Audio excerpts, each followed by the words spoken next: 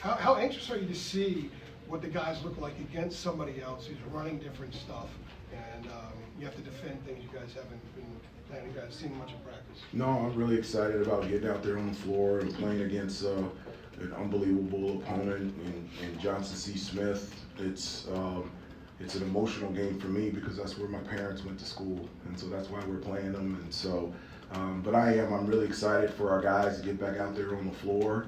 It's been over 200 days since the last time that we played a different opponent, and I'm excited about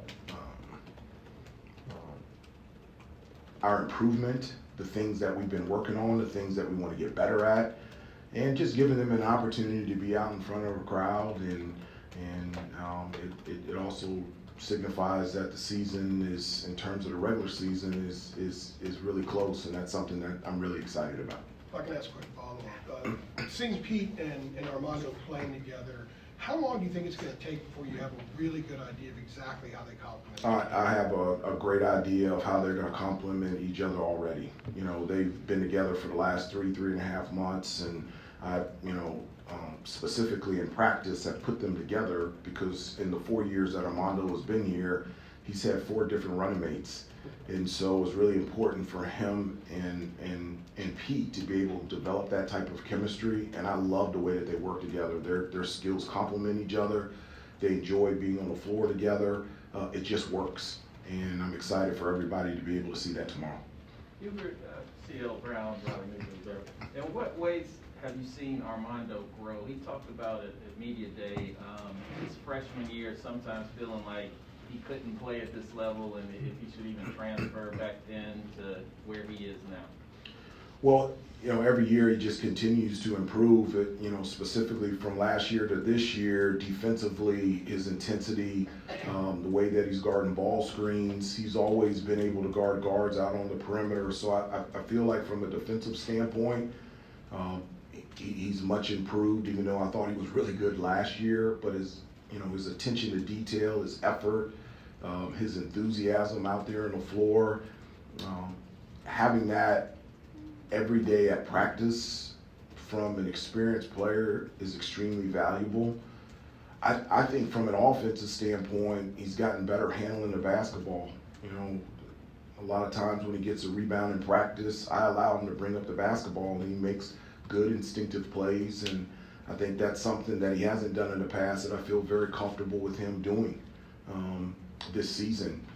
He's getting more comfortable shooting the ball from the outside. One of the things that I do in practice is I tell him he has to shoot at least 2 threes in practice. And so his hard work over the summer, continuing to work on his perimeter game, I think it's going to take his game to even a different level. And the way that he rebounded last year, he's doing the same this year.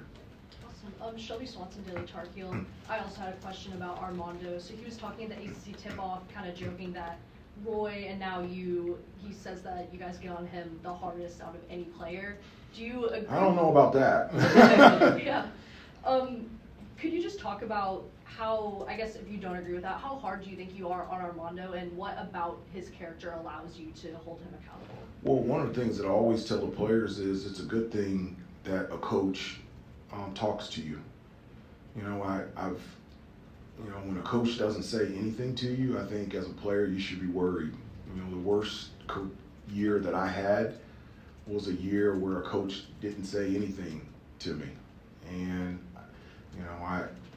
for Armando and for all of the players, one of the things that we want for them is we want them to reach all their individual dreams and goals. And in order to do that, there's a level of commitment and desire and effort and enthusiasm that you have to bring on a daily basis. And things for Armando, because he's so gifted, things at times come easy for him.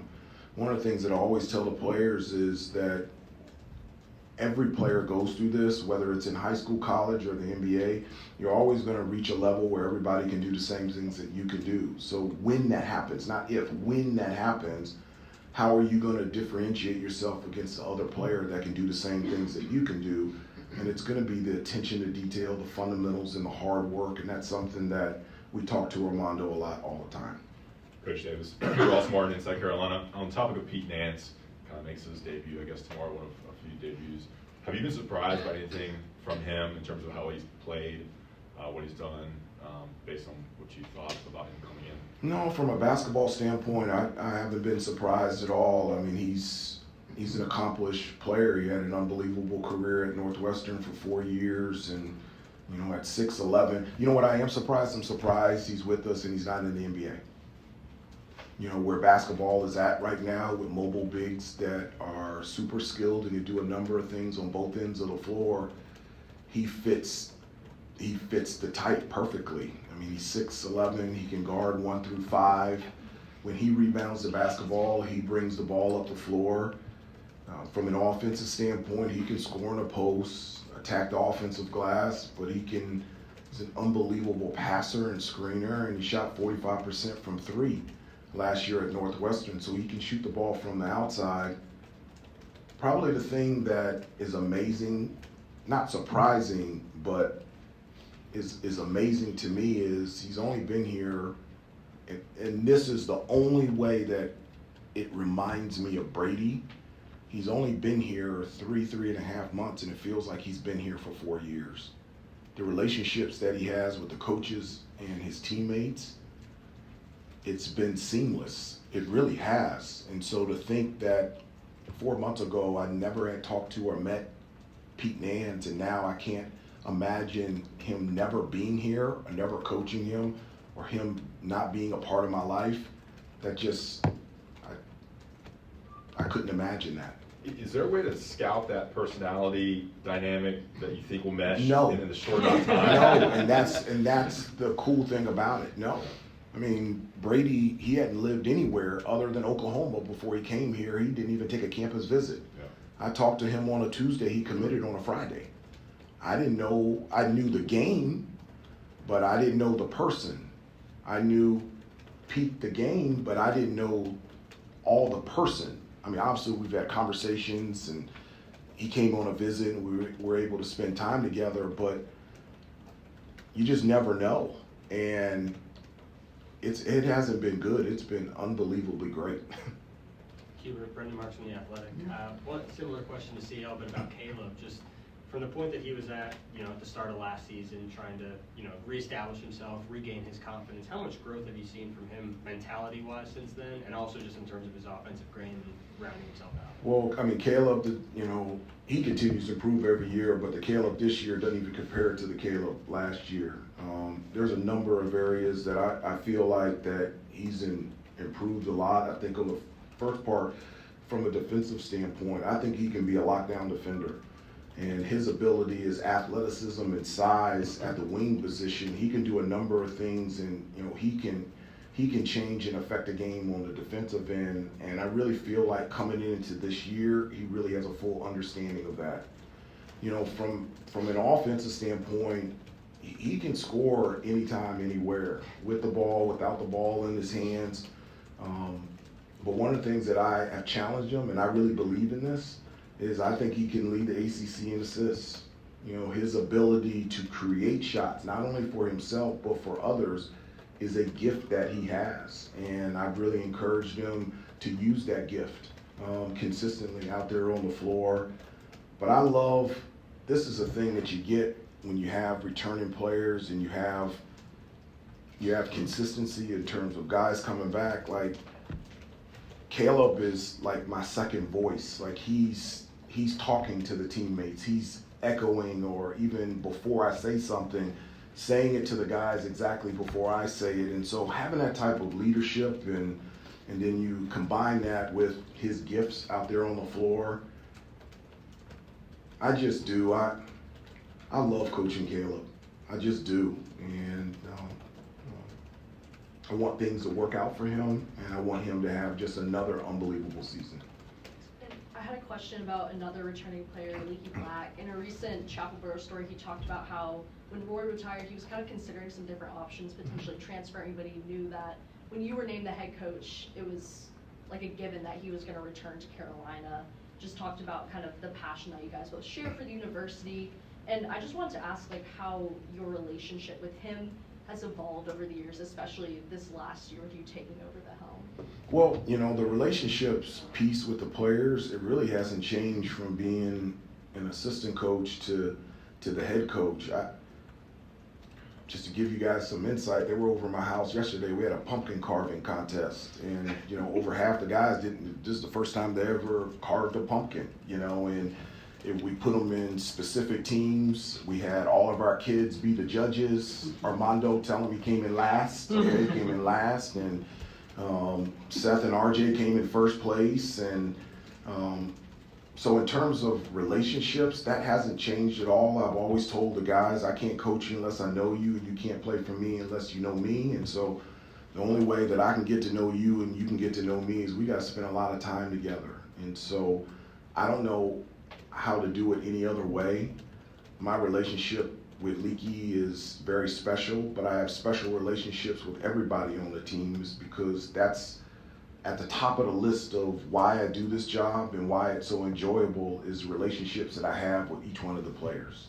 Yeah, I guess as a quick follow-up, could you just touch on how his, confidence in his game has grown over the years? I know he's talked a lot and been very open about kind of some anxiety he's faced in game situations. Well, I think that comes with experience and success out there on the floor. As I said before, I'm making an argument that I think he's the best defender in the country, and he's also gifted on the offensive end, being able to use his size and athleticism to be able to score on the offensive end. And just over the years, he continues to grow, not only on the court but off the court. And again, having somebody that has been a part of this program, whether with me or Coach Williams, is a huge benefit to have that type of experience, not only on the floor but also in the locker room. Adam, we got time for about 3 more questions. Hey, Hubert. Adam Smith, Hey. Inside Carolina. Let's see. Since we talked to you last in Charlotte, you've been picked #1 in the nation, and you've been picked to win the ACC. I know it's not terribly surprising stuff, but does the message that you're giving your guys just daily, do you change any of that when you get placed up there on like the #1 line in the top 25 or anything? Do you shift it? Do you tweak it? Do you add anything to what you're telling them? No, I haven't shifted. I haven't tweaked. I haven't done anything. My communication with the team has been consistent and clear. The rankings, the noise means absolutely nothing. One of the things that I talked about last year, and I told the guys to put down and turn down or turn off the noise from the phone, the family, and the friends, and I said it was coming from the direction of criticism. This year, it's coming from a different direction. It's coming from praise. And so one of the things that I talk to the team about every day is I know it's coming from different directions, but it's still noise. So the noise of criticism or the noise of praise does nothing for us. It is of no benefit of us to be the best team that we need to be. And let's just focus on what is real, and what is real is our preparation, our practice, and how hard we play. And if we check those 3 boxes, at the end of the day, you'll be happy with the results. But those are the things that you have to focus on. I've got you. Good. Sorry, CL. I know that the Rutgers scrimmage, you guys agreed not to let too much information get out. Yeah. As Kirk said. I know pretty well about that. It was a secret. Closed. Yeah. Some of our readers are very curious about just what happened. Not in a bad way, they just want to know. Is there any insight that you could just give us in terms of your takeaways, how you felt it went, what you liked, what you didn't like, just how it went? No, it was good because it highlighted and it affirmed for us what is going to allow us to have success. And I was straightforward and direct with the team last year, and I'm straightforward and direct with the team this year of how important it is for us to check 3 boxes. The first one is we have to be a great defensive team. That was the biggest change for us last year, is that we consistently became better defensively. We have to be a great rebounding team. I thought we were 1 or 2 in terms of percentage defense rebounding, but we were a middle of the road offensive rebounding team. I want to be better at that, and we've got to take care of the basketball. That's huge for us. And when we checked those 3 boxes, we were very successful. And so in that scrimmage, it gave our guys a clear picture of how important that is. And when you do that, how successful we are as a team. Last question, CL. Hubert, in what ways, as you sit here today, do you feel more confident or better as a coach in year 2 than, you know, maybe a box you hadn't checked off in year 1 that you weren't sure about? Yeah, I mean, so many people, you know, ask me that question, is, you know, year 2 different than year 1? I really don't think it is.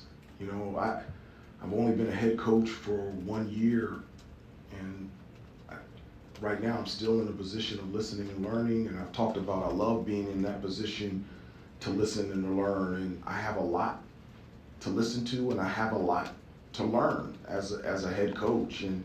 But I do know this, CL, I love being here. I love what I'm doing. I know why I'm here. I'm here to serve. I'm here to serve these kids. I'm here to serve this program and this university and this community, and to think that I had always wanted to be a part of this program, and I was as a player, as an assistant coach, and now as my 2nd year as a head coach, it just puts a smile on my face. I'm right where I want to be, and I'm really excited about what this year is going to bring. I'm excited about what stories and memories that we're going to have with this year's team.